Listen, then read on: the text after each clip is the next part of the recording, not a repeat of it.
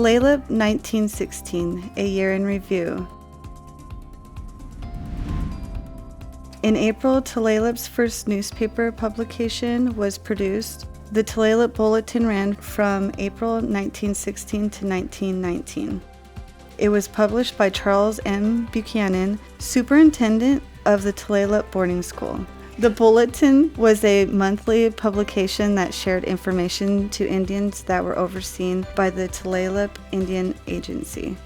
The purpose of the paper was to inform and better acquaint the Indians of the various reservations by showing what each other are doing socially and industrially.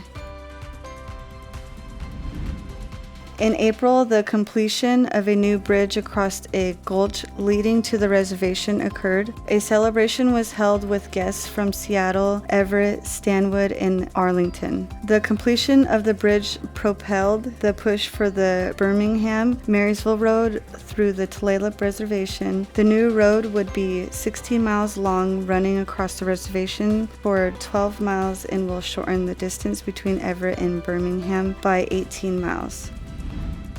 The logging industry was the dominant economic driver of the Tulalip Reservation in 1916. Most of the reservation's accessible timberland had been cleared, and it was encouraged to clear the land to make way for farming. The second annual Indian Fair took place October 6th and 7th. Attendance was large for both days. In addition to exhibit features, there was horse racing, foot races, canoe races, and baseball games. The potlatch house was used to house the exhibits. Some winners from this year's competition: Best Preserves, Mrs. Sam Shelton; Best Dressed, Lena Shelton; Best Fancy Work, Mrs. Alexander Young; Best Mat, Mrs. George Bob; Best Quilt, Mrs. Eliza Jimicum; Best Collection of Baskets, Mrs. William Shelton; Best Cow, Hubert Coy; Best Heifer, Skookum George. In September, the new school year began at the Tulalip Indian School. 1916 brought a new course of study requiring the students to be there on the first day of school and remain until the last day, requiring 40 weeks of actual achievement on the part of each child. Each pupil must put in a half day in one of the industrial departments and a half day in the classrooms. Enrollment is divided into 2 divisions so the school can be run on regular program.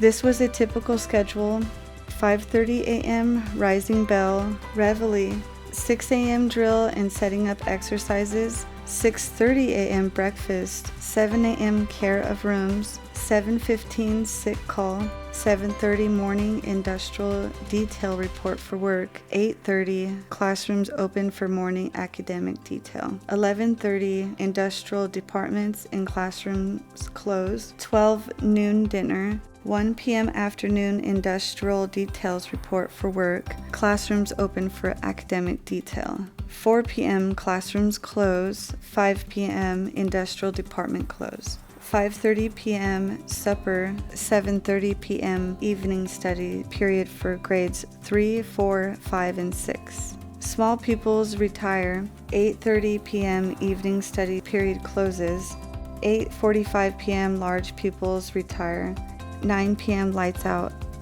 taps. In August, the Tulalip Youth organized and created the Tulalip Civic Society. Wilfred Steve introduced the plan to his friends in July. The committee framed a constitution and ratified in August. A constitution was adopted without opposition with a total of 48 members.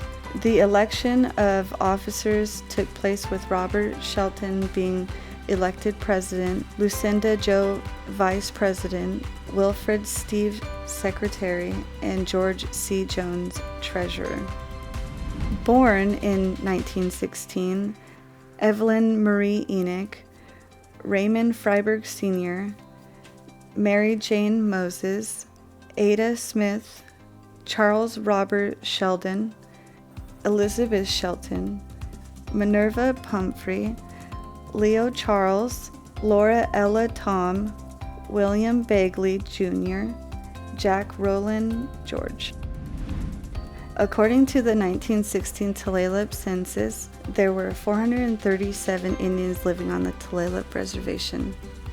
Tuberculosis was still a critical health situation in 1916. Nationally, December 3rd through the 10th was deemed as Tuberculosis Week across the United States. December 3rd was Tuberculosis Sunday on the Tulalip Reservation. A lecture was given by Dr. Buchanan in the school hall in lieu of regular Sunday evening assembly. Weather prophets say cold weather is ahead. Pilchuck Julia affirmed the coming of heavy winter snowfall. Julia is quoted as saying snow will be 2 squaws deep. Johnny Jackman, one of the oldest Indians on the Tulalip Reservation at the time, commented that he had not known a heavier snowstorm since he was a little boy. And finally, in December, members of Indian Girls Canning Club had a busy season. 21 Indian girls in the organized canning club canned a total of 1,888 quarts of fruit, vegetables, and salmon. The girls ranged in age of 10 to 17. Lena Shelton was named Best Canner. At age 17, Lena canned 176 quarts of fruit and 40 glasses of jelly. Closest to her number were several other girls with 160 and 150 quarts, respectively.